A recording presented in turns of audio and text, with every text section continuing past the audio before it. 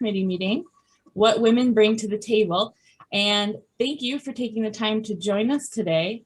Before we get started, I'm going to ask Randy to read our antitrust statement so we can get our ducks in a row for AIA National. Yes. It is the practice of the American Institute of Architects and its members to comply strictly with all laws, including federal, state, antitrust laws that apply to AIA operations and activities. Accordingly, this meeting will be conducted in full compliance with those laws. That's it. Thank you. Thank you, Randy. Mm-hmm.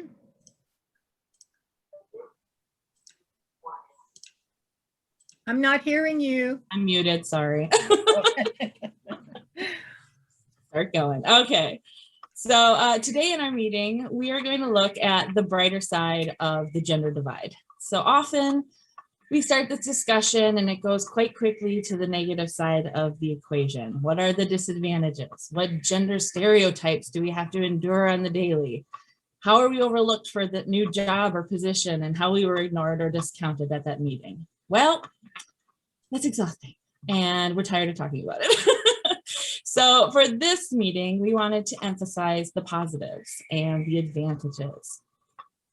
So before we get in too far into our topic today, I'd like to first introduce our committee leaders. We have Alexia Chen. She is stuck in another meeting right now. She's an architect and a sustainability expert at LGA Architects and is our board liaison and the committee secretary. We also have Monica Gresser, citizen architect and owner of Brazen Architecture, Inc. She is our committee co-chair. And then there is myself, Anna Peltier, the other co-chair and owner of Aria Landscape Architecture. Now, please welcome our fantastic panelists. We're gonna just imagine a round of applause, which I have no doubt you are all giving to these wonderful ladies right now. They are all involved in the construction industry in different ways. So I'm really excited that they will all be sharing their perspective of what women bring to the table. I'm going to let our panelists warm up with a quick self-introduction. Please share with the committee your name and your origin story. So what brought you to architecture or the construction industry in general? Why did you stay once you dipped your toes in the water? And how did you get where you are today? So I will start it out with Carrie Holmes. Why don't you kick us off, Carrie?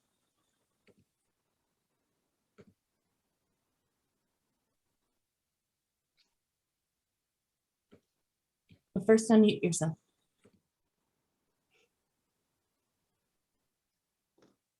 There we go.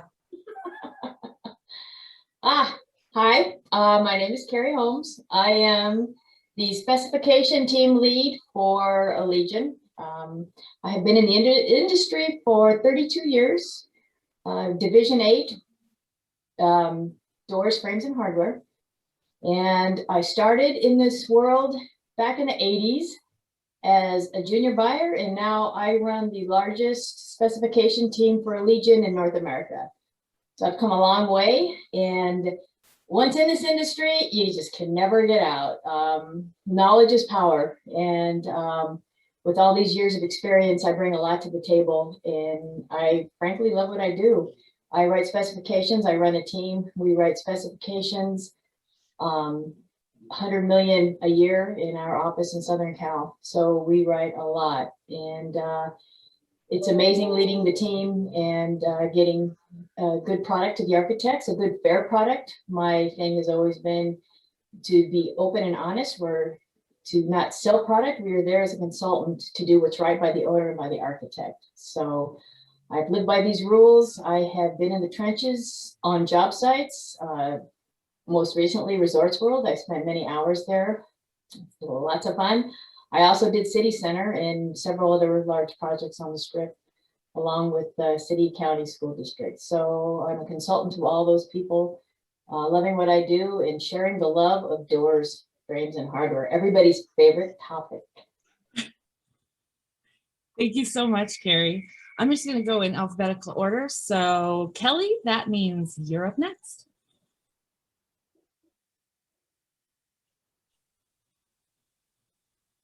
Okay, sorry about that. I'm Kelly Heming, And I currently work for Dunn Edwards, and you can see our beautiful color of the year in the back. But most people don't know that I'm actually a designer by trade. I worked in the hospitality industry here in Las Vegas in the 1990s and early 2000s. I'm also have worked on the general contracting side as a project engineer and a project manager. I've done, most of my projects have been all over 12 million. And I've served on roles from estimating to project engineering and project management out in the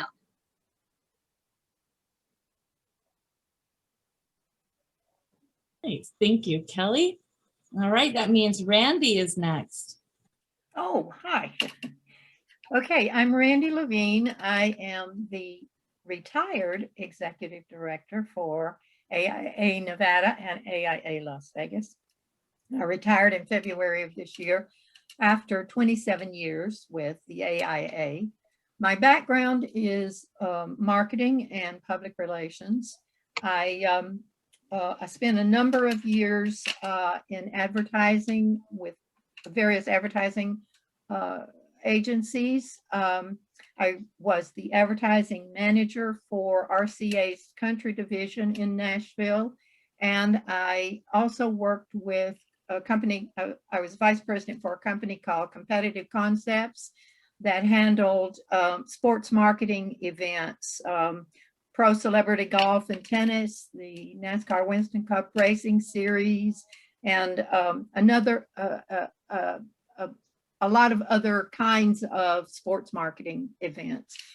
But it wasn't until I came to Nevada that I had the opportunity to interview for a position, a part-time position with AIA. And as it turns out, it was an excellent fit for me. And for the last, as I said, 27 years, I have been happy as the executive director for the organization. And I am now consulting with the organization as they have hired Carlos Fernandez as our new executive director. My daughter, Kelly, is still the director of operations at the AIA office.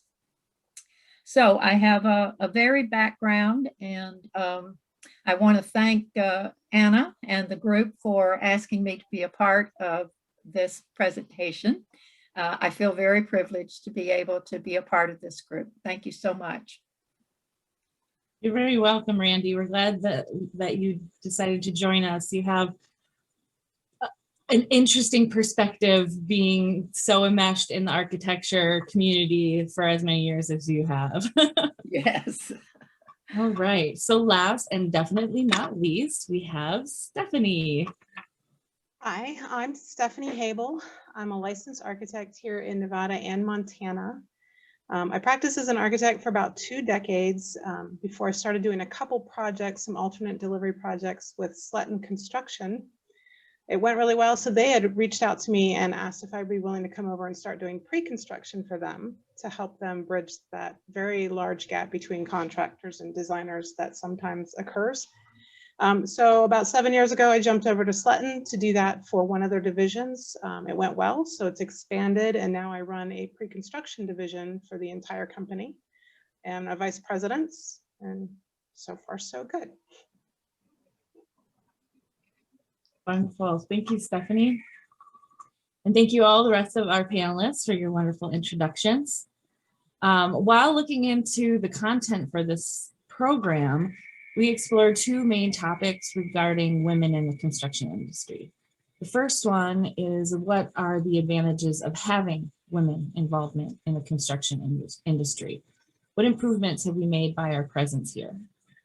And then we are looking at what advantages or benefits there are of being a woman.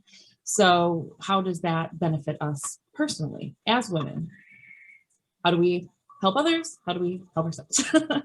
And we spoke with many women locally and posed these questions to 2 architecture Facebook groups as well. The Women Architects Collective and the Entre Architect community, which is made up of men and women. to cast an even wider net and collect more stories. So we may share some of those with you today if we have time. And now I'd like to turn to our panelists and let them share their stories. So first, let's talk about our impact as women on the construction industry. Are there any advantages of having women in involvement in the construction industry, and what are they? Are there advantages on the design side and on the construction side? So, and I would love for our panelists to share their own experiences and share their stories of how that has affected them in their careers. So I'm just going to pick somebody to go first. And since Stephanie, you went last on your introduction, why don't you go first on this question and share? Thanks, Anna. Sorry. Well, I think to talk about what we bring or how it's an advantage to be a woman, you've got to delve a little bit into stereotypes, but they're based in some reality. I think the one I found most compelling working in the construction environment is a different gut reaction to leadership or interaction. A lot of men in construction, not all of them, but feel like they need to have an alpha male response to everything. They need to be aggressive first, think second, to establish that they're in charge of the room. I don't do that. Obviously, it doesn't work for me. It looks a little silly when I try, but I found I get a lot more out of my coworkers, particularly the younger workers. If I've got a more positive approach, I'm listening, not trying to establish dominance, just trying to develop a teamwork attitude. I've gotten a lot of great response out of that, a lot of great progress in the firm, and it's one of the things women bring. That's excellent. Do you think that your approach is really helping to mentor those young people as well? I think it helps that they see there's more than one way to command a room. You don't have to scream or belittle or, just get out there angrily. You can listen and you can still command the flow of conversation. I love that. That's a very refreshing way to have a meeting. It doesn't always work, but. Right? That is true. It really depends on the room, I guess. So yeah, that's great. Carrie, how about you share your story? Sure. I really like that about you don't have to establish dominance. But then on the female side, you don't have to come in with a short skirt and showing a lot of what you shouldn't. I learned really quick, you never go to a job site in a skirt. You are very aware of your surroundings.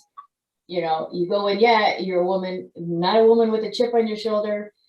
And many times I've had to prove myself in the field, and I've done it with my knowledge and my background and as a consultant. And I don't have to be the aggressive and command attention, and I just go in with knowledge, and I found that that's the best way. And when I mentor the younger the women coming into the industry, the first thing we talk about is how to represent yourself at a job site. In construction meetings, when you sit in a meeting, and many times I've sat in a meeting 35, 40 men, and I'm one of two women in there. And how to represent and hold yourself. We don't go in with a chip on our shoulder. We don't go in with, I'm a woman and I'm going to prove it. You go in with your knowledge, and in that itself is what gains you respect in the industry. Thanks, Carrie. I think that's really important, especially to some of our younger committee members who are just coming up in the industry and trying to feel their way through, and how to maneuver through this still male-dominated industry and succeed. So that's really great. Thank you. Randy, how about you? What is your story? Well, I won't go into my whole history because it's long, and I don't want to get into all of that. But I will say that producing quality architecture requires architects who have the knowledge, the vision, the talent, patience, the ability to collaborate, and also a great passion for their profession, for the work that they do. If you have these qualities, and if you apply them to the projects, it doesn't matter if you are a person of color, if you are diverse in your culture, if you are new to the profession, or if you've been around for years. It doesn't matter if you are male or female. And it just doesn't matter. A successful architect is the one with the ability to collaborate with others. And I have believed that women have a special instinct to collaborate for many, many years. It just seemed to me, in my experience, that I have worked with a lot of women, I've worked with a lot of men, and that ability is there with those people who have the qualities that I mentioned before. And it doesn't matter, you know, if you are an architect, or if you are a landscape architect, or a representative for a product. You know, you look for those people who have those qualities. Kelly Hemming and I have worked together many times. Carrie, absolutely. Monica, for sure. So I really feel that it's the quality of openness, the quality of being able to discuss things openly with your collaborators that really means the most. And I think women are raised to do that. That's the thing that we have had to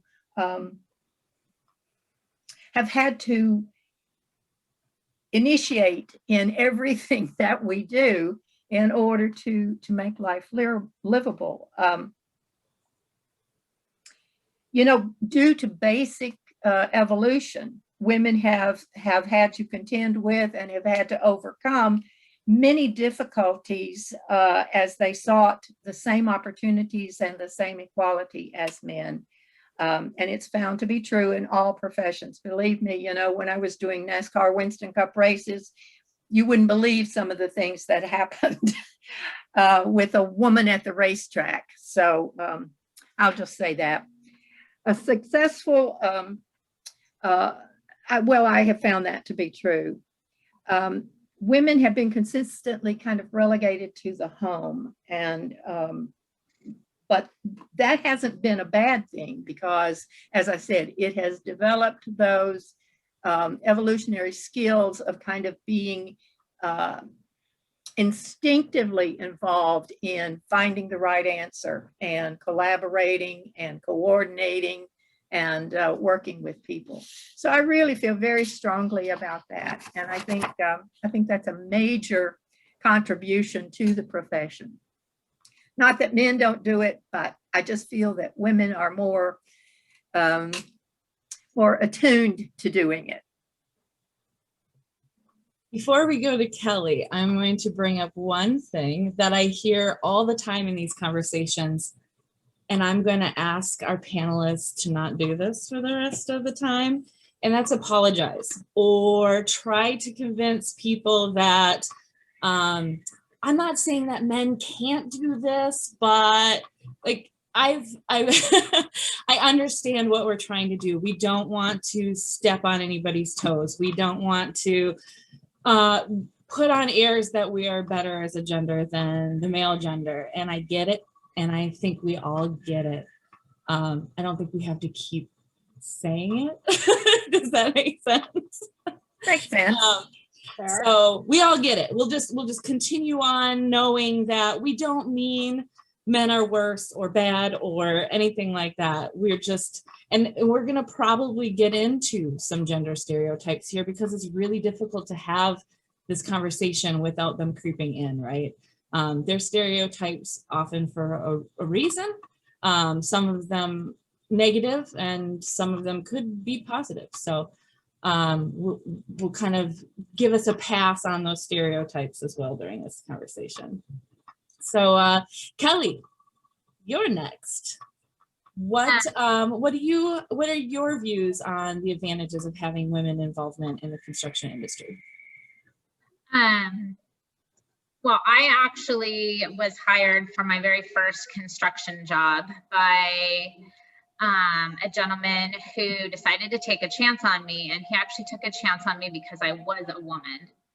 And after I got to, talk to him a little bit more about why he had made that comment. He had made, and this was when I was on the estimating side, and he said, well, you know, quite frankly, women are better women are better at organization, and they are more detail oriented. And he said, that's exactly the qualities that I need for an estimator. And I have found that, yes, it's a stereotype, you know, that women are more organized and detail oriented. Not every woman is, but as a general rule, I think that we are. And I think you need that in every aspect of what we do in this industry, whether it's construction, whether it's architecture, or whether it's on the vendor side as well. And I truthfully also believe that women have a tendency to see the bigger picture. And with that, with being able to see the bigger picture, they're able to communicate better. They're able to communicate their ideas better. And they're able to kind of move all the chess pieces around instead of being more compartmentalized in their thinking. And women are much better multitaskers than men. There's been a lot of studies on that. So again, men can do it, but women are much better at it. And I read that study. We're 15% better. and I think that's because women tend to be the ones that are juggling the family life, whether they're taking care of an aging parent or taking care of their children. They're the ones that are making the plans with the friends. If they're, you know, if they're married or single, they're the ones that are juggling everybody's activities in the family. And I think that bringing that in of juggling the home life plus juggling their work life plus juggling everything else that they have on their plate, whether they have commitments for community service or anything like that, women are pretty phenomenal at multitasking, whether we give ourselves enough credit in that regard or not, but we are very good at it. And I think that also entails too that from my experience, I've seen that the women that I know, whether they think they do or not, I think women can handle a lot more than men can. I think, and that's in all aspects of life. And I think I know a lot more stronger women than I know men, which might sound counterintuitive, but I think that women are able to move through their feelings, through their thoughts, their processes, because they actually deal with them. And I think that because we can handle more, it makes us better employees too, because if you notice, women tend to get most of the things handed down to them, the actual work versus, you know, I need you to go out and play golf. And I actually take that as a compliment versus a negative, because if somebody can trust you to do the work, then they know that you're going to get it done.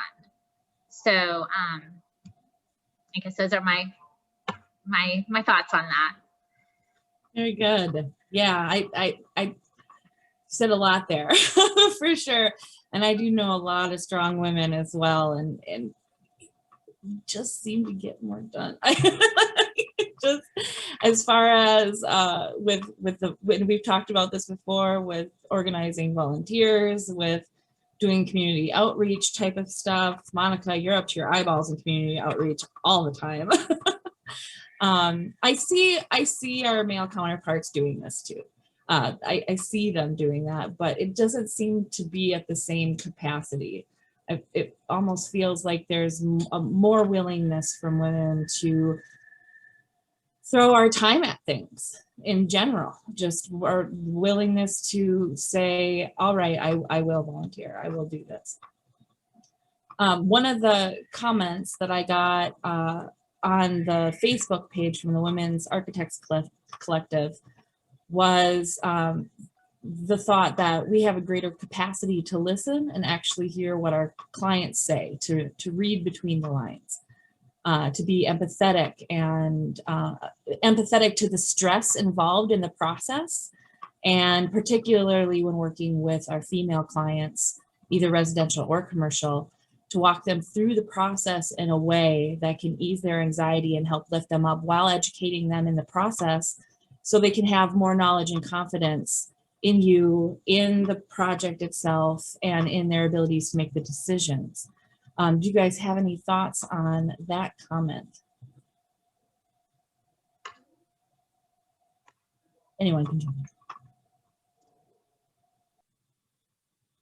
Nothing to add. Would you say that rings true for you? I do, yeah.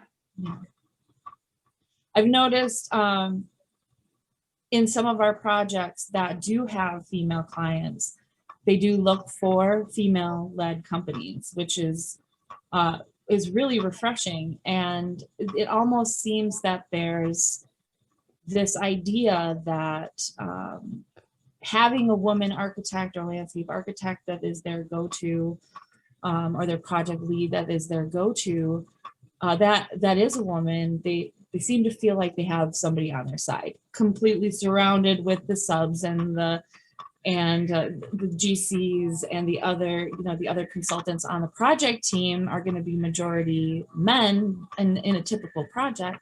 They kind of gravitate towards that.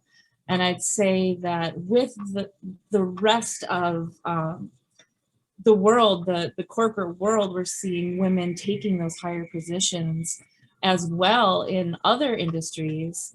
It just seems like it's kind of starting to trickle down into the architecture scene, with them looking for those female leaders to help them with their projects. Have any of you run into that on any of your pursuits? Sure. I know it varies by region too, but I do a lot of projects in California, and there's a high value given when they see our team come in to interview, and it's a diverse team. It's not just a panel of white men, but multiracial. And then there's a woman leading the meeting. It does have an impact. Yeah, not to be negative, but other parts of the country, it has the opposite effect. So, but California, here in Nevada, Arizona, you see that connection. You tend to see more women on the judging panel as well than you do in other parts of the It's country. nice to know that the Southwest has kind of got it going on. Where have you seen that it has been different? Yeah. Say that again? Where have you seen that it's been different? Oh, Montana and Wyoming. Oh, okay. / Idaho. You know, women have come a long way, certainly. You know, a century ago, women were barely ever even admitted to architecture school. I mean, it was the really exception to be able to do that. And so it has taken a long time really for the profession to open up and to allow or include women. And but it's so encouraging that it is happening now, and it's happening at a much faster rate than I think it ever has before. Even by 2000, only 20% of all the registered architects in the United States were women. And that's a very small percentage when you look at the overall. And it took us 100 years to get to 20%. So it really is amazing. But in the last 20 years, we have doubled that and gone on to really advance in the profession. As Stephanie said, it's not unusual now to see a woman who is leading a team of design professionals to do a project. And I'm just so proud of that. I think that's really wonderful. I think there are two reasons for that. Two reasons that I think are the reason for that advancement and the reason that it is going so fast. One is that we now have a generation, actually 2 or 3 generations of young people who feel that you can do anything. And it doesn't matter what your gender is, or your race, or whatever your diversity concerns might be. They are much more confident now and more assured that they can attain whatever goals they set. And I think that applies to young women, across the board. So I think that makes a difference. We've got more young women in architecture school now than we ever have before. And so I think we're just going to continue to go forward and to find our place. I say their place in the profession. The other reason is the technology that we are now working with, which has changed the industry tremendously. And, the technology in design and construction and in communication is advancing more rapidly than we can probably keep up with it. And so I think it makes it easier for women to have access to information and resources that assist in that advancement in the profession. So those things are changing, and I feel really really positive about that. So Yeah, it's nice to see, isn't it? Definitely nice to see. So on staying with the advantages of having women involvement in the construction industry, and Stephanie, you did touch on it with the stereotypes a little bit. What are some of the positive stereotypes that women have in the construction industry, whether it be on the design side or the construction side? We talked about the multitasking already as an example. Positive stereotypes for, I think it's only positive if it works out, right? And it's not used against you. Yeah. I think one of them I've seen that it maybe it's even intended to sound a little insulting when it's delivered, is we sometimes act like the moms on the project. But I mean, moms do everything. They know, I mean, it's about the multitasking ability, or, just staying in control, staying calm, getting it all done like a good mom. So. Right. The nurturing type of thing. You're not out there to punish someone for messing up. You want to find out what they did wrong, help them do it right next time. So. Yeah, as much as I don't like it when it comes out of my mouth, sometimes I do scold my employees, like, and it's always meant with love. And I feel like they know that, even when I'm really mad about something, because it's just the relationship that we've built to this point. And that brings another really important part of, I think, what we bring to the table, and is that relationship building. And Kelly, you mentioned that as well when you were speaking last, about how we're the ones that are often the ones that, plan to get together with friends and make those appointments and that sort of thing. How does that benefit the construction industry? Well, I think when we're making the effort to connect with other people outside of work, it really does build stronger bonds with people. I know some of my best friendships are ones that I've met in this industry, and I wouldn't change it for anything. I mean, I met them at an event, or just going into their offices, and I mean, now that these are some of my most cherished relationships. So I think the fact that we do plan, and like one of the things that we had spoke about, Anna, was women do tend to plan a lot of the community service events, whether it's for your immediate workplace or on the bigger level for an organization. Women do tend to be the leaders in planning those things. And I think when you're working as a team, trying to do something good for the community, those type of things bond you in ways that just going out for a drink can. So I think just overall, you know, women being willing to step up and say, hey, do you want to go for a drink? Or, hey, I've got this project and, you know, for XYZ, and we want to make a difference in this part of the community, and here's why. Can you step up and help? I think that, you know, all of those things just bond you together and make everything a little bit better.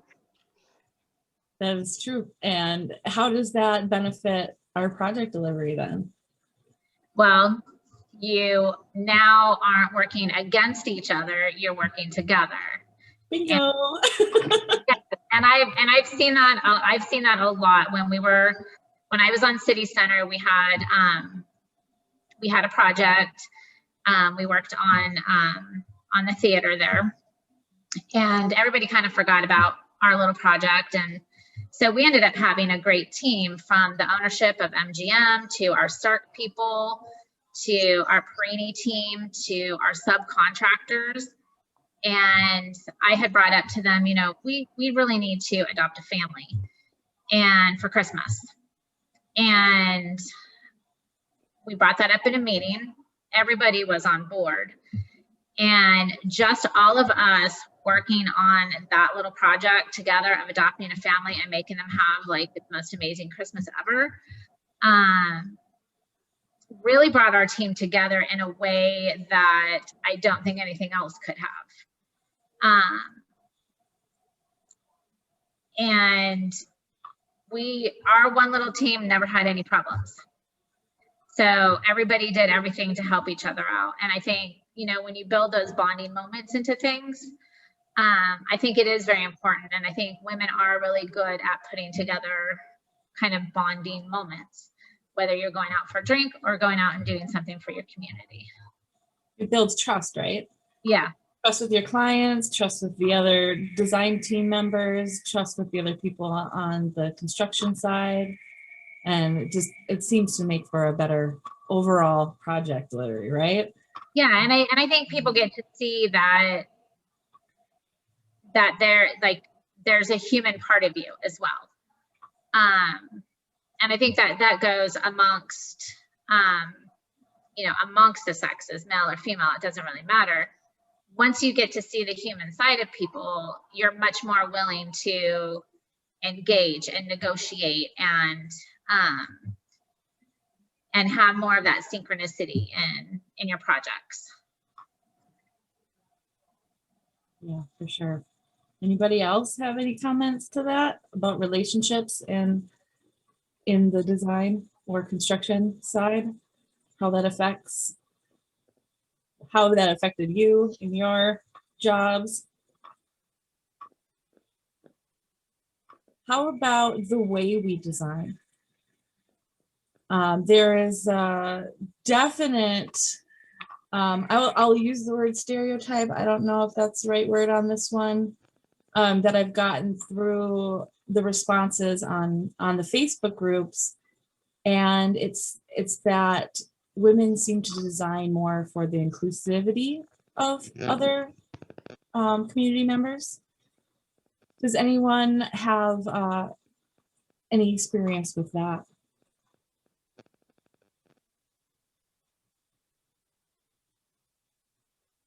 Okay.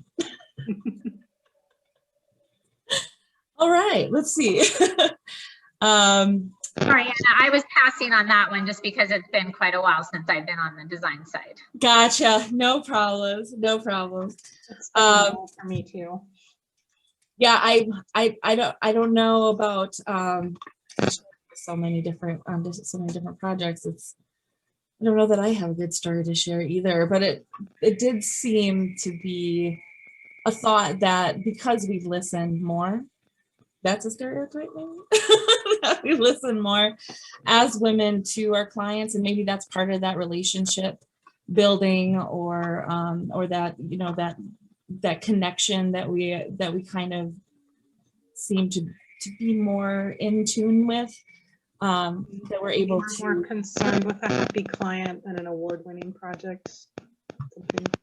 It's Yeah. great to do both at the same time, but Yeah, we'd love to do both. but yeah, that client interaction, I know some of my favorite projects may have not been very large ones, but having the client sit down.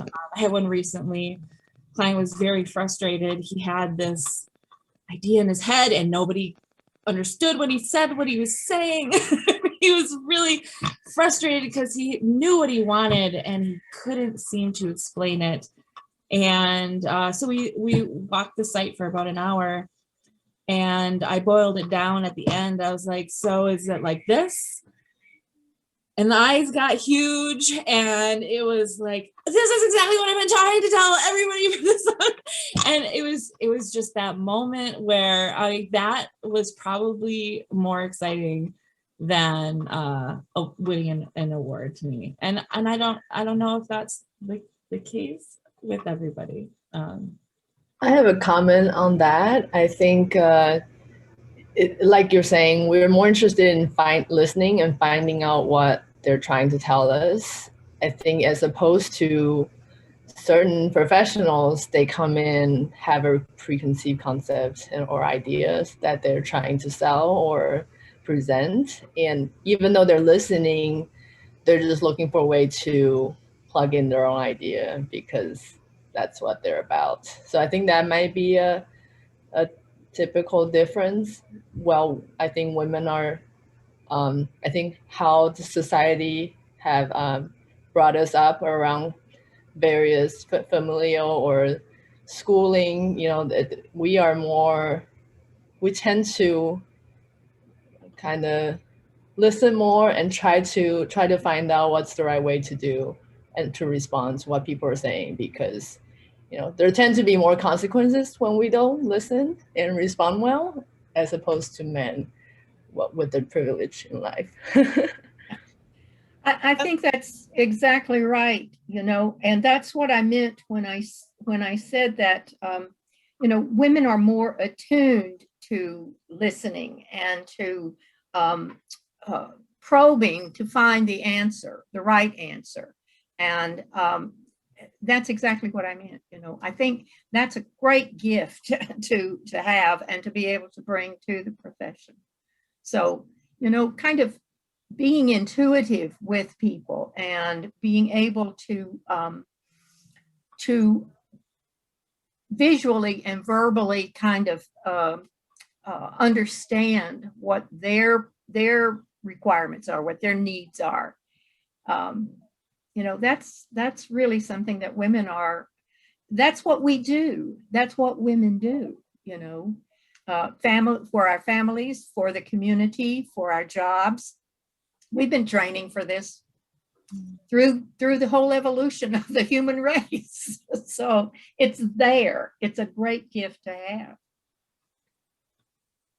Yeah, I think it's very important that we have more of impact these days than in the past.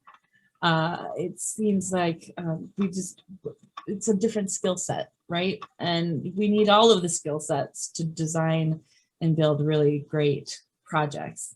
And as we go forward into the future, you know, it's going to be more and more and more required. So, you know, I think the profession, what I look at and see, the profession, yeah, women have a huge role to play in designing the future of our communities and our world. So, and they can do it, you know. We have such smart women. And if you look at you know, those who have accomplished so much already, it's inspiring It really is. And when you analyze what they do and what they did, it's just remarkable. So. Yeah. I'm going to share another fun little snippet that I got from one of the responses on the Facebook. This one was, at first she had said, well, I don't think there's any advantages. And I was like, okay, well, that's fair. and then she went on. I think she was a little nervous about saying anything bad, which we always seem to have that problem with. I don't want to say anything bad about the guys because I don't want them to, we have a hard enough time getting our point across without having somebody get on the defensive with us, correct? So once I was like, it's okay, you can just tell me what you feel. She was like, well, male architects are often perceived as arrogant, dismissive, and difficult. And I feel like kind of, Alexia, you may have touched on that slightly. And I've noticed it in some of working with my staff as well as other design teams. Sometimes it feels like as I'm speaking, they've already started to figure out what the last thing is that I'm going to say, and they've already figured it out, and now they're not actually hearing what I'm saying. So I have a feeling that that happens a lot, and it might be one of the reasons that women do have that stereotype of better listeners. And maybe, I don't know, when you, and I hate to say it, and especially in this group, that the stereotype of the arrogant architect, when that comes into mind, does anybody see a female in that role? Me, yeah, I'm in that role. Yeah, sure, Monica. Nobody believes you. You know, next time somebody tells me that architects are arrogant, I think I'm gonna ask them if they mean male architects or female architects.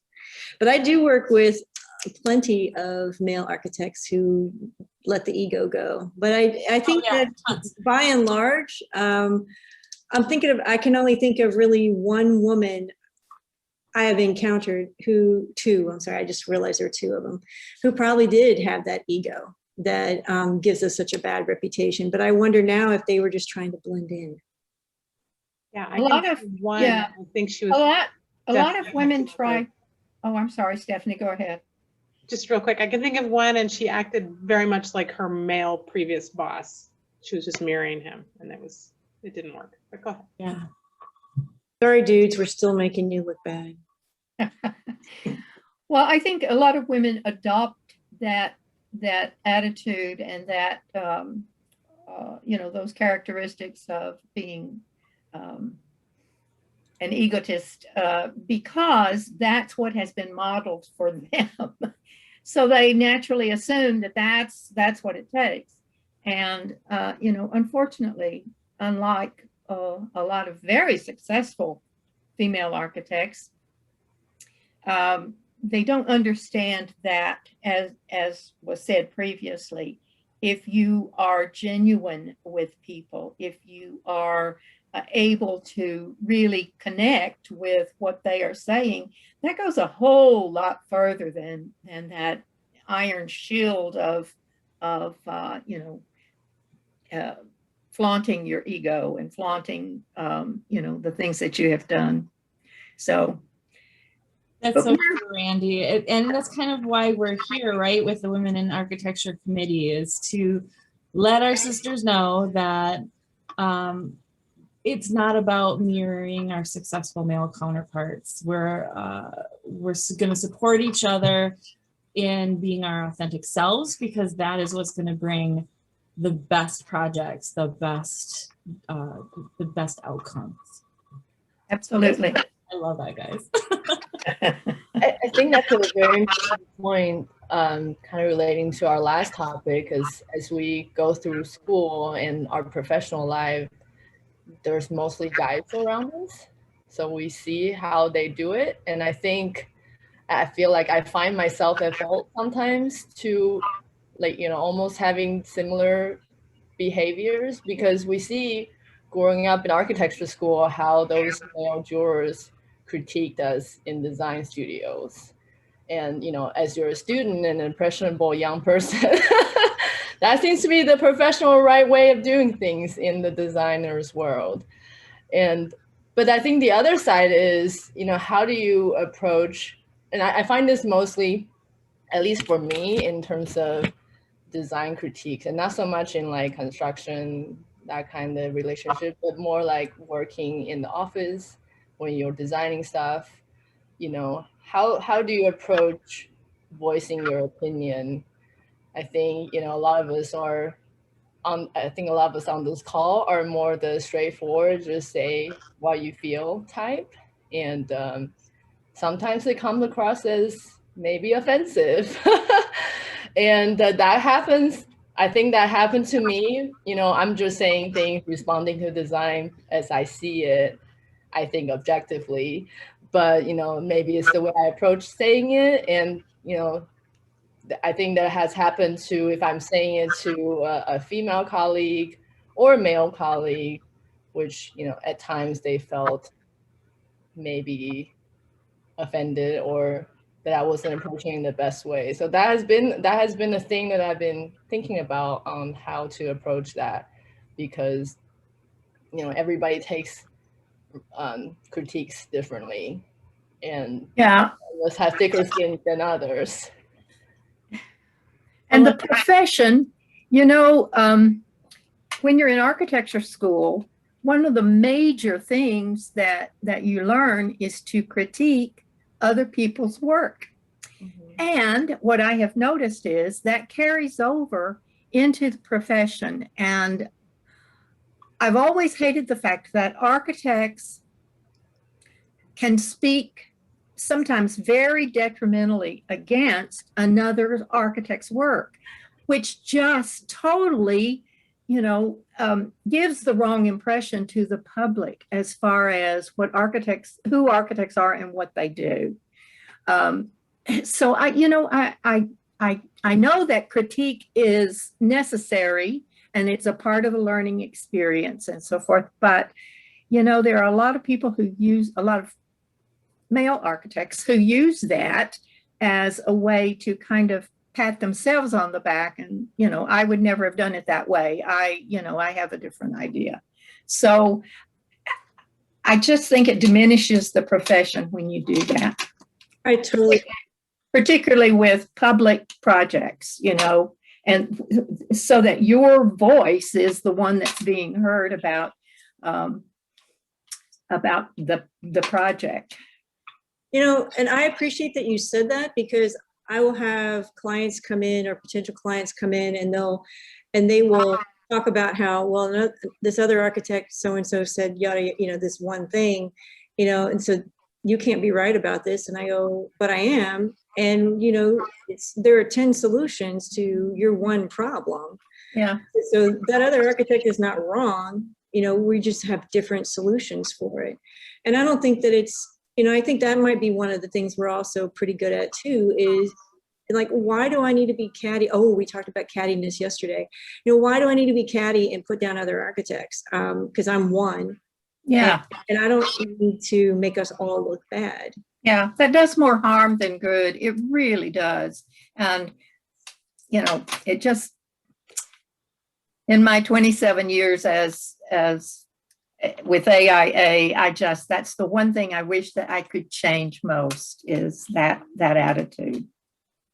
I feel like that has something to do with that idea that there can only be one, one great one. And we ran into that as females, especially as we were starting to gain momentum, that idea of the token female. There can only be one in the architecture firm. There can only be one, which really started a lot of infighting. And you see the same thing in architecture in general, male or female. It's the idea that there's only enough room for me or this person. Which isn't very community oriented and not at all what makes a beautiful world, right? Right. I love that we're starting to talk about this and take it seriously and think. Well, the good thing about this, oh, I'm sorry, Anna, I stepped on you. That's okay. The good thing about this committee is that it exists so that we can raise everyone up, everyone in the architecture community. And, you know, I know we concentrate a lot on architects, but the rest of the whole community is so vital and so important and so essential that we all get along and support each other. And, you know, I just think that's really, really important and a part of moving forward. Yes, definitely. So I want to continue on this, but maybe talk a little bit more on the construction side. What about advantages of having women on the construction site itself? I mean, one of the comments that I got on Facebook was as a negative, and I have never come across this. I don't know if maybe you guys had.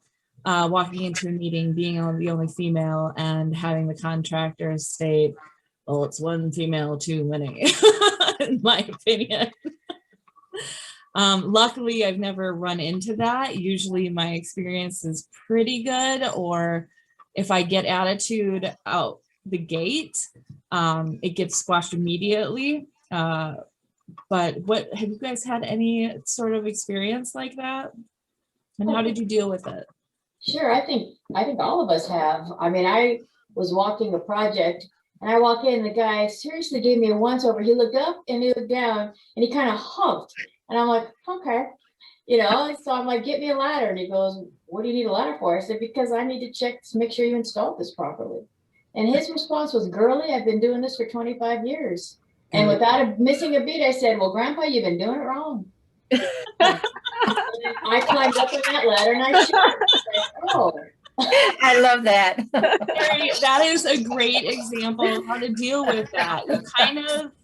You dealt with that animosity with a little bit of humor. And I feel that is something that is really a benefit for us to get in the habit of doing, is that disarming the opposition with humor or kindness or something like that, rather than and it's a bad habit that I have, and I didn't know I had it until my husband pointed it out, which is squaring up. Oh yeah, well, I'm short, so I have always had to square up some way or another. Yeah, right. You know, And I always thought I was just giving my full attention to the person, and so I'm facing you and I'm making eye contact, but he's like, that is a little bit aggressive. Oh, I didn't even realize that's necessary though. I mean, I'm 6 feet tall, so I actually go to that tool when I need to. I can square up on someone and say, what did you say? And they're like, oh, wait a minute. You're a foot sorry. I'm trained that way. You know, we were taught to shake hands and everybody introduces themselves when you walk in the room. And yet still when we walk in the room, you know, we're supposed to reach out our hand first, I think. What there's some rule, like women are supposed to do something, but I appreciate when men will actually reach out to me. I'm like, oh, okay, so whatever. Well, I'll shake hands, right? There's definitely a thing with the handshaking where they skip the women. Yes. Or they give you that grip that's so hard it actually hurts your hand. Yeah, what's up with that? I had a guy do that to me and I'm like, bro, that hurt, you know? I know. I had one guy, he grabbed my hand so hard my elbow hurt. Yeah, I got one, man. Chill out, buddy. I was like, all I said to him, I kind of laughed. I said, yeah, you're bigger and stronger than me. I'm okay with that. You know, I'm 5'1" and nothing, and I can appear 7 feet tall sometimes. So without being aggressive and nasty, you know, it's just, I do use humor. I was at a meeting, and this was just last year, so this wasn't long ago. And the guy sweethearted me in front of a group of 35 people. And sweetheart, you don't know what this is like. You're not a distributor. And I duded him, which it's either bro or dude. I go to dude occasionally, Carrie. Bro. I'm like, well, you know, bro, I have been a distributor, and and you're wrong, and this is the proper way to do this. And I didn't call him out, but I I addressed it immediately and went on, and I had facts and everything behind me. And I was a teeny bit aggressive, just a teeny. And afterwards, it was awesome because one of the supers was female, and the architect, she. So afterwards, I thought, well, maybe that's a little bit too aggressive, you know. And she called me up. She said, "You did great." She goes, "That guy was such a jerk to you, and you didn't even take a breath. You took care of it right away." And you know, it is what it is. There's some guys that think they have to prove something, you know. He was angry that I kind of called him out on some lies that he told, and that's how he went after me. And I just, you know, kind of snickered and went on with it. But again, I think the key thing is there is a difference between men and women in meetings. You know with it, you go with it, you smile, and when someone gets aggressive, you just be ready and do it with humor, because yeah. Or I think I need to like prepare some because I'm not good at the quick wit sometimes. I'm like stunned and I don't know how to respond. And then later I go home like, oh, I should have said this. I need to like have it prepared. But you know, during when I was doing solo decathlon, I definitely had to shake a lot of people's hand and a lot of contractors and subcontractors. So I had learned a very firm handshake. So much so that later on I go to shake other men's hand, they'll be like, oh, you have a firm handshake. Like it was maybe too much, overcorrected.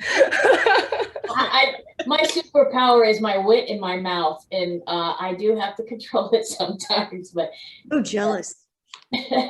I'll give you a one-on-one session. Hey, I got a question, because something, Carrie, you said earlier, it kind of triggered something in me. You said that, you know, when you show up to a site, you know, you have the knowledge, and that's pretty much how you treat yourself, right? Is that you carry in the knowledge when you walk in the door. So what I'm thinking about is, if I, you know, remembering back to when I was following around architects and learning how, you know, what your place is on the job site, or, you know, how you respond to contractors on a job site. I didn't have any knowledge or any, you know, I didn't have any of that behind me, you know, being 28 years old or 30 years old. So, you know, now I'm wondering, like, what would you advise for younger women who are trying to figure out their place, you know, and how they could garner some of that respect? I think one thing, of course, is to give respect, but like, if you're not getting it, then what do you do? Yeah, I think knowledge is really power. And I think that if you don't have knowledge to be on the job site, then you have someone with you. And it's always good to go in pairs if you just don't quite know. But knowledge is power. And just training, especially young women. We have a few in our office. The statistics, women, there's more women in the workplace now than ever. So it's just teaching people how to respond and what to do at a job site. I've had more than one architect tell me that, and I know this is hard to believe, so I hope you're all sitting down. I hate hardware. You know, they're like, I don't want to know anything. You're my go-to. You can't quote me directly. Present company included. and that's why you want to be that consultant. So then when you get to a job site and you are inspecting something, you really need to know. If you're at a job site, you really need to know your stuff. I don't think really green and not, if you have a really weak knowledge base, like I said, you need a partner to go with to kind of show you the ropes, because you really have to know what you're talking about, but even more so as a woman. You know, door harbor, what do you know? I had a guy tell me once, are you a locksmith? I'm like, no, then why are you here? You know, it's like, oh, I'm here because, you know, I'm your best source for everything door frame and hardware related. So, you know, I just think that there's a lot of education. It's one thing to be in a meeting with architects in an office environment. It's another to actually be in a job site with a hard hat and a vest on, and you're representing. You really know what you're talking about. So I think training young women ahead of time what to say, what to do, and how to handle themselves on a job site with a mentor is crucial.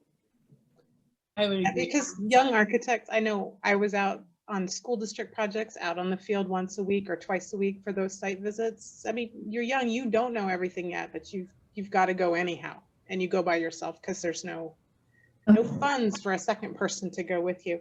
And it's all about, just learning how to handle some aggressive people.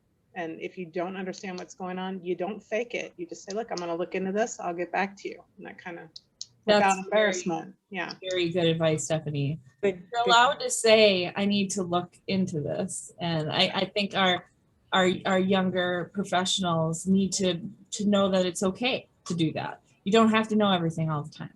You're allowed to say, let me look into that. I don't know that off the top of my head. There's so much we have to hold in our heads anyway in this field that who would expect that I would know every single plant on the planet? There's a short window where you know everything and then you start to forget it all. And I'm on that part now. I'm like, I used to know that. I'll get back to you. Store so much. That's true. That's true. Yeah, But I think Carrie brought up another really good point, and that's preparation. If you don't have the knowledge base, you got to over prepare for that meeting then. And just knowing that extra work has to go in is just good stuff to share with our younger professionals that are coming up. Sometimes we do have to do extra. Yeah, when I'm at a job site, I'm representing the architect as the consultant, and I'm taking care of the owner to make sure their interests are met. So I think a mentorship program is really crucial I think for the newer and younger ladies coming up the ladder. I think it's really important. We do it at our office. It's important. I was going to say it might be a good idea if this group, the Women in Architecture, did like a series of, if you were in this situation, kind of mock demos of, okay, now you're going on the site and you are, you met with this kind of problem. And this group could help them to understand, how do you diffuse it? How do you react to it? So Like workshops? Yeah, like workshops that would, kind of give them some exposure to how to respond to these situations. right. I think Because like you said, they're not going to get it until they run right headlong into it. So, and you can learn that way, certainly, those are good ways to learn. There's no crying in construction. I remember that. There's no crying in construction. That's right. Oh, that would be The good. man is cry, but women should. that's a great idea. I think between all of us, we can put together a lot of scenarios. Oh, and yeah. then I will have my It would be can a good thing response to ready for the Together next. as like a pamphlet that we can link to on the website even. Yeah. On the construction site. What to do when they ask you if you know how to use a tape measure? Because I have been asked that before. Let me show you how I Okay, do. now I'm into the smart end. But I was gonna say to what we were talking about just now, like as women, because we're always, I think, we are expected to know more just so that we can be on par with men, that we need to over prepare a little bit. But I think it's also important to point out, even experienced male architects don't know everything on the job site. So that's what you said was That's the truth. it is okay to not know and say you don't know and that you needed to go back and get back to them, because I think, everybody doesn't know everything. That's a go-to for most superintendents, to put a designer on the spot and demand an answer and act like they're stupid if they don't know. So I've seen them I've do done that a couple times. I don't do that. I'm not a super. I was talking about you, Stephanie. I've been in construction meetings. I think people need to understand, I think GCs need to maybe understand sometimes who plays what role in the architecture world, because I've seen a couple times where a certain architect in a big project that won't be named was basically demeaned and yelled at in front of 35 people. And he was just that he's just trying to manage the project. He wasn't the project architect. He wasn't the one making decisions. He wasn't the one doing any of that. He was just taking notes and trying to fix things. And they just tore this guy up. So, I think he didn't defend himself either. I think, I think if you're attacked, if you defend yourself pretty quickly, it stops and then you take it offline. But I think people need to know what they represent and what place they are at these meetings to maybe avoid some of that. But I think that's great advice, Carrie. Shut it down immediately. If you've got somebody on the site that's starting to pick on you, you really need to shut it down immediately, whether it's with humor or disarming them in some other sort of way. Otherwise, it's just, I feel like once you overreact one time or, you know, they can tell they get under your skin that one time, that's the life of the project. It's going to be, Yep. I get your goat. They try, and this, you know, I had a guy, he was doing some stuff, installing stuff incorrectly. I mean, if anything I know how to install a lock, and he had to reinstall a lot of locks. He was really mad. This guy's like 6'5", scary looking dude, big, gigantic, menacing man. And he tells me, because I don't like you, lady. And I'm like, honey, you don't have to like me. Just install my stuff properly. We won't have this discussion anymore. I don't like you. He didn't like me. No, I was just, yeah, you just diffuse it quickly, go on. You don't dwell, and you never argue in front of a group either. You just stop it, you know. There you go. Never win. Not everybody has to like you, right? It's hard. It took me a while to understand that, but no, not everybody has to like you. Yeah, that is tough. It's very tough. I want everybody to like me, and I know that's not the case. But so some of the other comments that I had gotten back on about women on the construction side that I'd like to share with you guys is one woman said, when working for a general contractor, some of the older construction workers seem relieved to have a woman around and would love to answer questions and teach me, not in a creepy way, but more like teaching your daughter the ropes type of thing. And another woman said, especially on job sites, I feel like women architects have the advantage, especially if they're the only woman or one of few women on the site. She said, in my experience, it gives me the attention of the room that I wouldn't normally have if I was just another one of the guys. And for her, that has been a very positive thing for her in her career. Do any of you have similar stories to that? Well, that one can go either way. But I think all of us have experienced the attention of being the only female in the room. And sometimes it's positive, but sometimes it's not.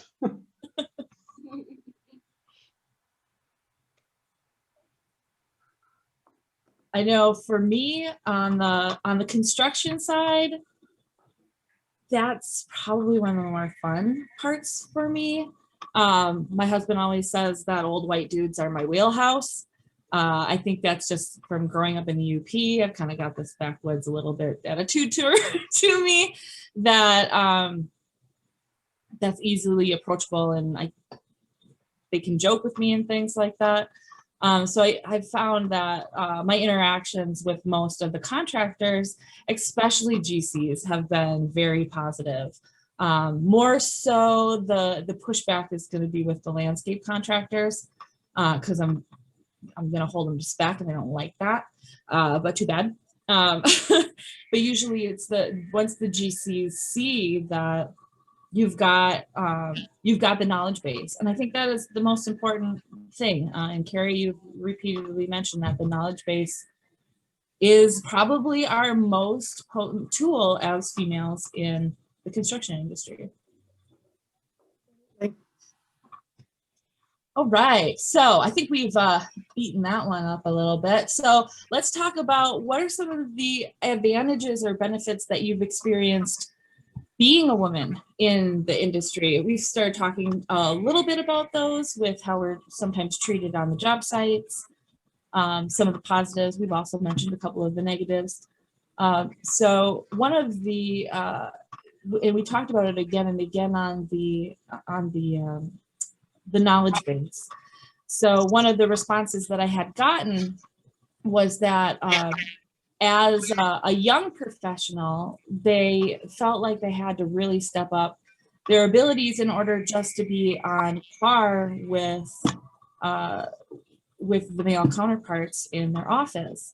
But they had found that was an advantage down the road because they became more knowledgeable than their male counterparts in the office and were able to use that to advance themselves in their careers. So it may have seemed like a disadvantage originally, but it ended up being a positive long-term for them. How about you guys? Have you had any, do you have any examples where specifically being a woman had helped you out in any of your projects or interactions? I can contribute a little bit on this one. I'd say mostly on the construction side for me, being a woman made it easier for me to ask a question and not quite feel as stupid as maybe a man would feel asking the same question. Because at the end of the day, none of us knows everything. And I think it's much easier for a woman to have a little bit more of that humility to say, you know, I don't really quite understand what you're trying to explain here. Can you, you know, back it up a little bit and explain it better? Or, you know, or can you, you know, maybe like draw this concept so I can see what you're saying? And I think sometimes we have that as a message because they don't look at us as being stupid, or at least I have never gotten that from any of my male counterparts, but I have been able to ask questions. And whereas I think, and that was even when I was younger, I was able to ask the questions, whereas maybe my counterpart male still is comfortable asking. So I think, you know, we have an opportunity to be able to learn on the job site a lot easier. That's just a little bit of my experience on the construction side. Just that willingness to be able to put yourself out there, to show that vulnerability that I don't know these things. Help me understand what you're trying to tell me. I like that. Yeah.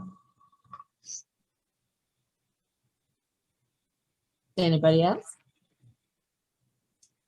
I've got a couple here. One of the benefits that made me laugh when I got the comment was there's not a lot of waiting for the bathrooms at conferences. And so that was one I hadn't thought about, but is a benefit, one of the smaller benefits, perhaps. Another one is that there are incentives out there for hiring women-owned companies. So that is definitely a benefit. And we have, ARIA has a disadvantaged business designation because I am a woman-owned firm. I hate that name though. I hate it. And I've heard from other colleagues, other women in the past where they didn't want to go after that certification because they didn't want to seem like they were taking a handout because they were females. How do you guys feel about that? What are your thoughts? That DBE does not help me, hasn't helped me yet. Maybe it will. On design build projects, I know that we absolutely need as many DBs, WEBs, all of those as we can get. So I see a benefit to it. And I mean, I don't see any difference in the operation of the firms, but there are some clients that require it, so. Monica, is it maybe the project types you're going after?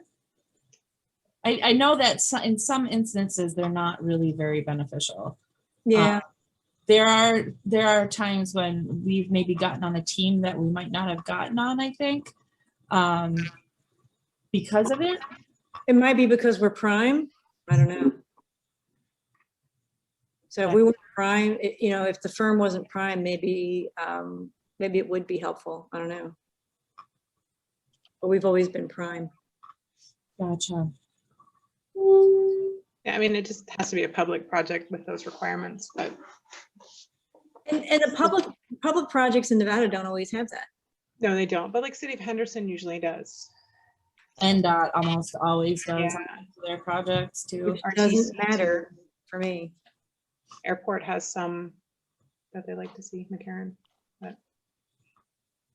Yeah, a lot of times, so they've got that, it's separated so that it's for the subs. They're looking and it doesn't count as DBE at the other prime, which is Right. But if it's design build, we can count you guys. So that is good to know. Good for our members to know. Yeah. Let's see. Another person commented that She calls it her stealth mode, which is interesting. So sometimes she feels like she's discounted because she's a female on the job site and ignored, which allows her to hear conversations that she might not be able to hear and find out dishonesty where they may not have said that in front of her if they had thought she was. I think that was very interesting. Interesting way about it. I haven't had that experience myself, but I can see that if they think that your opinion doesn't matter, they may say whatever in front of you. That is very interesting.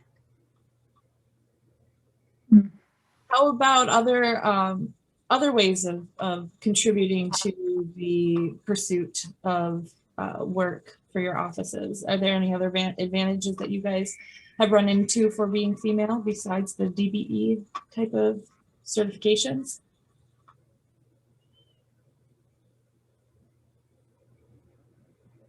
Just if a client has an interest or is more comfortable dealing with a female on the construction side, which does happen. I think sometimes there's the perception that we're more honest. I'm going to say it's true.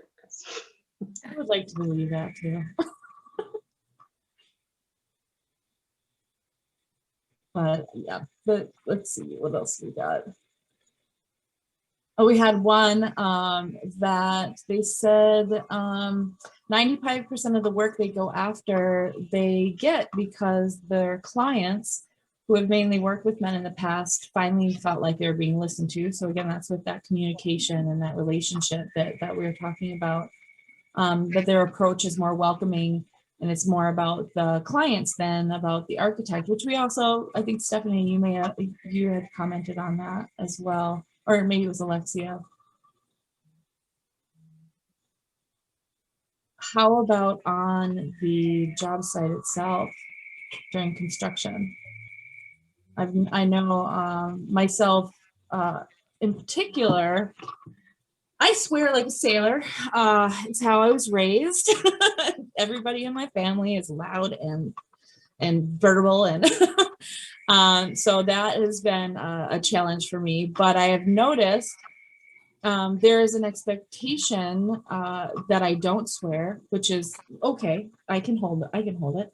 But then there's also that expectation that when I'm on the site, the other people are going to hold their tongue as well.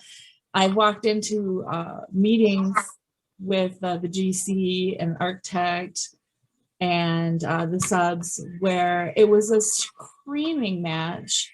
As I walked through the door, they look, stop, calm down, continue on with the meeting in a more civilized manner. And I'm not saying that we can't handle that, but I do feel that's definitely a benefit. Kinder, gentler work environment is definitely a benefit in general for everyone on the project. Has anybody had similar circumstances to that? Oh yeah, I'll be there and someone will drop the F-bomb and they'll look at me, oh, excuse me. I'm like, dude, this is a construction site. I mean, thank you for caring about what I think, but yeah, my first architecture job when they were interviewing me, I was the first female, and I'm not that old, but it sounds like this was like 200 years ago. But they asked me in the interview, are you going to be okay if sometimes they use rough language in the office? Construction. There's cussing in construction. That was architecture office. I was like, I have not heard. Architecture offices have a lot of language in them too. You're a CAD crash on you after you've been banging it out for 4 hours. There is going to be some words. Yeah, that's a prerequisite was being able to endure cuss words. There was another woman who said that they started a whole residential side in their firm because when she was out on sites with on the commercial side of her projects, the general contractors or the clients, would always turn to her after the meeting and say, "Do you do residential? Because my wife would love you." My wife would love to work with you. So they were able to start a whole residential wing of their firm because of her relationship building through just personality, I guess. I mean, yeah, it seems a little bit sexist to hear that come out of somebody's mouth, I'm sure. But again, it's about perception. And are we going to let that bum us out, or are we going to take that and run with it and get those clients and do that work? It's part of it is our choice, right? How we perceive what is happening to us. All right, so let's see if we've got, I've got one comment. Let's see if we've got a question here.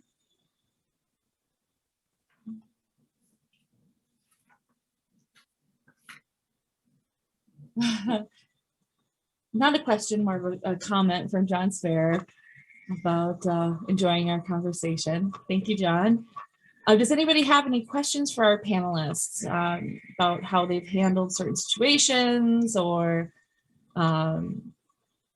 just sage advice from these wonderful ladies? Please put it into the chat. And let me see. So, is there any advice from the panelists? We've talked about a couple of things. But do you have any other advice that you'd like to share with our membership about how they may access some of the benefits that we've kind of been discussing here? What can they do to take advantage of being a woman rather than support other women? I mean, there's nothing better than lifting up someone else and getting that back.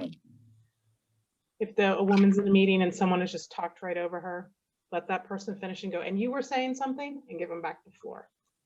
I love that. That's great. I agree.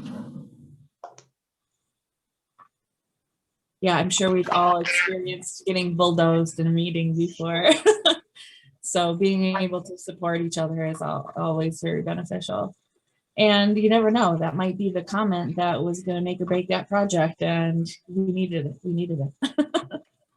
Yeah. Same thing if someone takes a woman's idea and repurposes it as their own in the same meeting, just go, "That's great. Isn't that what you just said?" Or just go ahead and call them out on it. Just that happened to me today. Actually, I did not call them out because I would like to work with them again, but if someone else were to have done it for you, then you don't look like the bad guy. Exactly. I like that. Yeah, so that is great work for each other.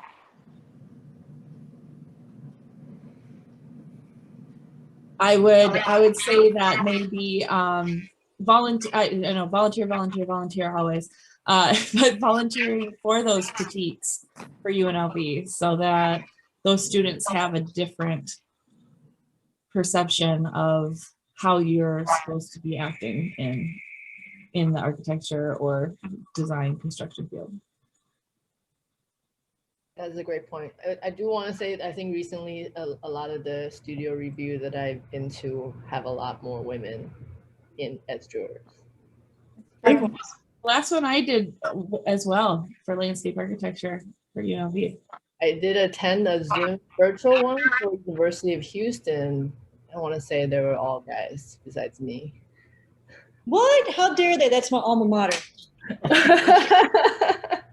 You know, I will mention too that, of course, AIA has the High School Design Awards program that we've been doing for 47 years now. And over the last several years, yes, there are more young women who are choosing architecture and or the design professions. And it's so encouraging to see that. And they're really, really quite talented. If you have the opportunity to see what they are doing in high school before they ever get to UNLV and the School of Architecture. They're really quite remarkable and very encouraging and inspiring for the future. So they're out there. They need guidance. They need encouragement. So we should all be doing that. Yeah. We've got one of the Facebook responses was that she regularly gets stopped. This was one of the benefits that she felt that she had of being a woman in the construction industry. She says she regularly got stopped by people, mostly women, on her way home on public transit, dressed in her construction garb, saying how they would stop her and say how they liked to see women working on the construction site. They enjoyed that, and have been asked by other women, how do I get involved? And just seeing her in that capacity sparks other people's interest in letting people see us out there, being visible for other women. Absolutely. Yeah, I was running a crew replacing locks in a hospital, and I put on the tool belt and helped do the work. And it was in patient rooms, and almost every patient room I went into, because they were all occupied. Wow, you could do that? You know, a woman can do that? I'm like, we can do anything we want. So it was a lot of positive. I mean, but people still seem surprised to see women in, you know, installation isn't something I usually do. It was just to help, but there just seems to be surprised to see women in some of these roles. And it's fun to be there and say, yep, I'm there. I did it. Mm-hmm. You can do it too. Come on up. Being that positive influence on other people's perceptions of what we can and cannot do. I know when I was just out of I think my senior year in high school, and then a couple of years after that, I worked construction and landscape installation, tons and tons of hours digging holes and laying brick and running irrigation. I will never forget the first day I walked on that site, and the crew, all guys, looked at me and were like, "Oh God, what are we dealing with? Now we have to pick up all her slack too." And I know that they thought that because they told me afterwards. After that first summer was over, we had a little get together, and they were like, "We're sorry that we thought that you were going to be garbage. You ended up doing all the things that we did. I learned how to drive a bobcat. I drove a dump truck. It was like pretty much anything, but that willingness to just dive in there and try anything, even if it does seem like it's a more male-oriented role, not being afraid. And if you are a little bit looking for somebody who can coach you out of that fear, talk to some other women who have done that before. Yeah, there's this study that shows, I think girls younger than 10 years old always, they knew the world as they could do anything. And then somehow in their teenage year, the society teach them that no, there are certain things that girls should do versus what boys should do. And then they grow up, thinking differently. I think, they surveyed the kids that are before 10 and then the teenagers. And then I think eventually we all had to kind of relearn later in our lives that yes, we can do anything. And I think being visible out there is one of the ways to help people recognize that after they've been conditioned by society.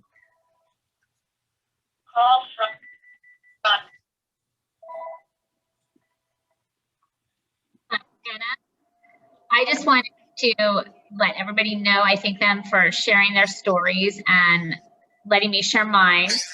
I have to go juggle the other aspect of my life right now. My son's baseball, so his game is just about ready to start. And I just wanted to say goodbye to everybody and say I miss you all, and I can't wait to see you guys all in person here soon. Thanks so much for joining us, Kelly. We really appreciate your insight and your time today, and have fun at the baseball game. Thank you. Thank you, Kelly. Thank you, bye. Bye. All right. So I'm not seeing any questions from Me either. Our 5 left attendees, who are mostly male, strangely enough. Okay, it's almost equal. What's that? Almost equal. 2 women, 3 men. Almost. I think we had a different ratio before. We're definitely, something must have happened today. I think we had more people signed up than actually showed up, but that's okay. I really enjoyed this conversation with you ladies today.